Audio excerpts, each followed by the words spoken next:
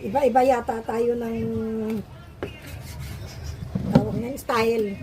Ako kasi ganito ang paghiwa-hiwa ko. Tapos, yung iba kasi kagaya nung nagtitinda sa talipapa, iba ang ano nila putol eh.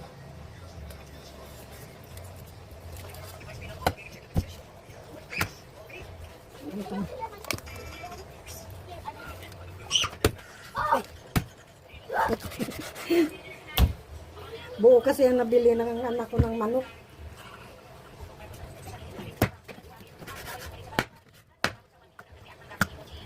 Tinatanggal ko itong mga balat.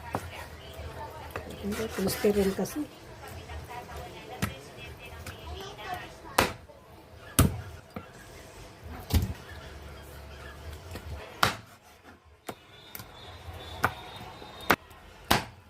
Ito yung taba.